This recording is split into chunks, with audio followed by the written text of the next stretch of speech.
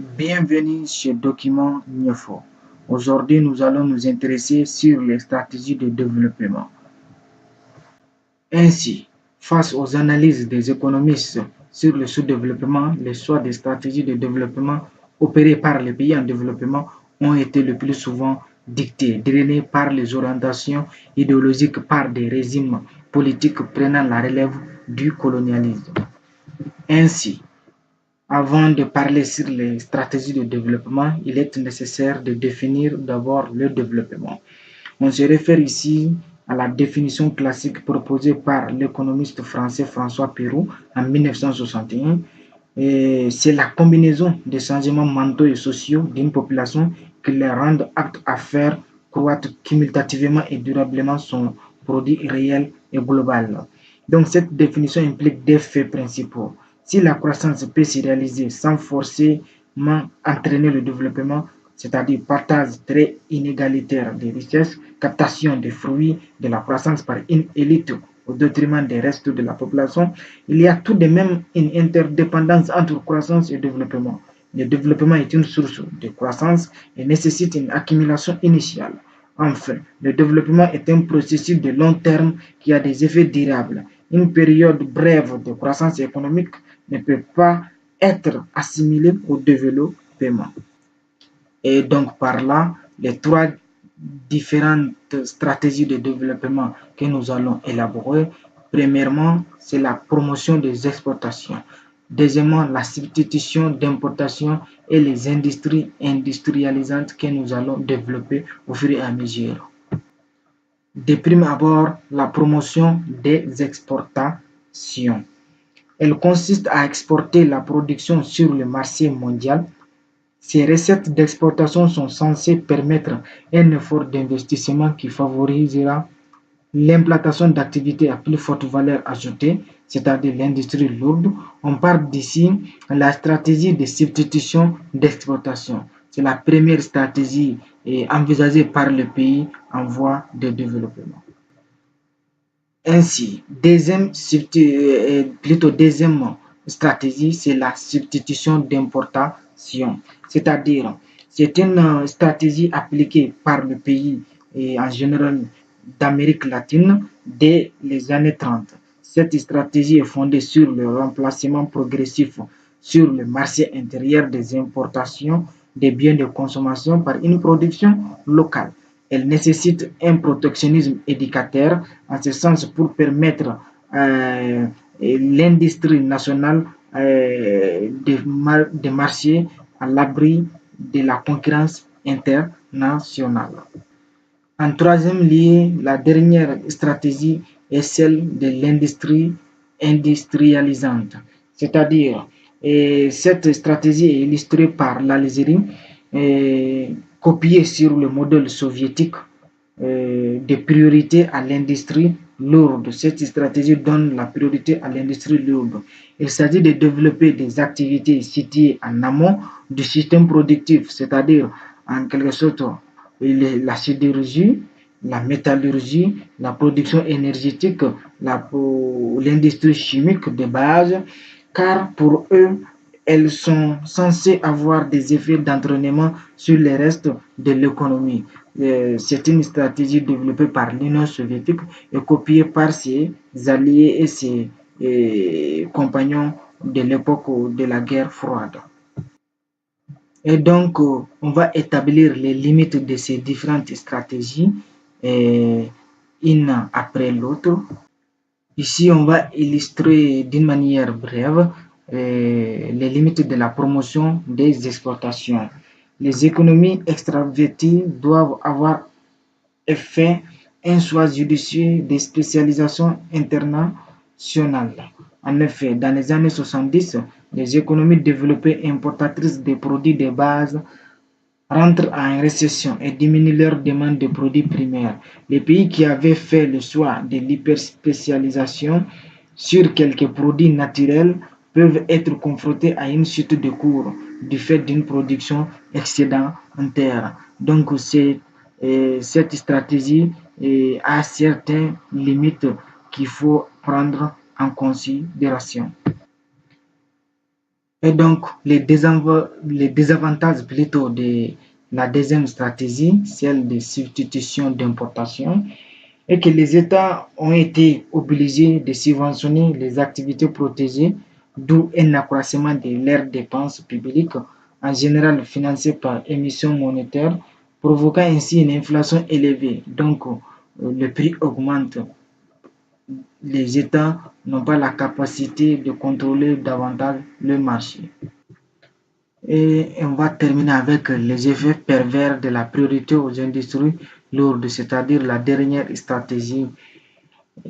Ainsi, les industries lourdes nécessitent des capitaux importants, des biens d'équipement et des techniques de production, ainsi qu'une main-d'œuvre hautement qualifiée, qu'il ne faut pas et qu'il n'est pas toujours possible de trouver sur place. Elles accroissent donc la dépendance vis-à-vis de l'extérieur, financièrement, technologiquement, humainement, sans forcément créer des emplois. De plus, elles provoquent un véritable effet d'éviction sur les autres activités puisqu'elles aspirent l'essentiel des ressources du pays. Le développement de l'industrie des biens de consommation et de l'agriculture est sacrifié au profit des industries lourdes en amont. Comme je disais, il existe plusieurs stratégies et la dernière stratégie que nous allons élaborer est celle de l'industrialisation par substitution aux importations. Celle-ci se fonde sur des barrières tarifaires ou non tarifaires permettant au pays de produire lui-même ce qu'il importe à l'origine, créant un développement auto-centré. Le pays en question va donc produire de lui-même ce qu'il importait, se mettant en situation d'indépendance par rapport aux autres pays d'où il importait. Cela implique aussi des limites. Celles-ci sont pour la plupart du temps le fait que le marché intérieur n'est pas assez développé, trop restreint pour permettre un développement de la nouvelle économie locale émergente. De plus, le pouvoir d'achat de la population n'est pas au diapason, n'est pas souvent suffisant pour faire décoller les industries naissantes. Ainsi, le principe général, l'idée pour les pays voulant s'industrialiser plutôt est que leur économie est dépendante des importations de produits manufacturés provenant de l'étranger.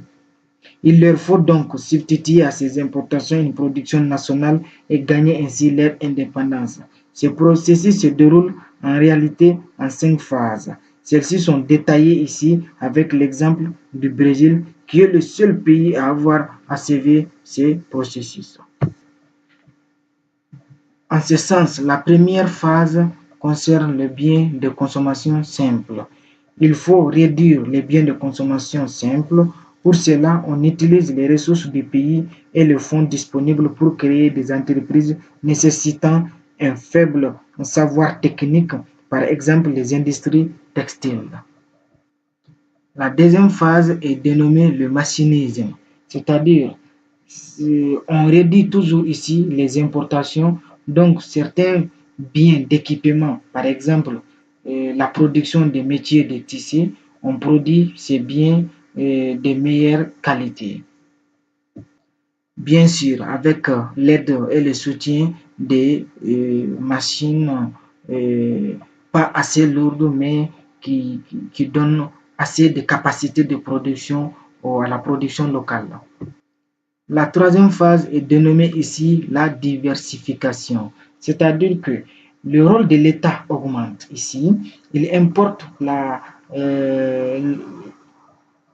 plutôt l'État impose la diversification des industries, notamment la création d'industries lourdes comme la cimenterie, la sidérurgie, qui sont coûteuses mais rentables sur plusieurs décennies. Le Brésil a durant cette période commencé à exporter car son marché intérieur ne pouvait juste pas satisfaire l'offre.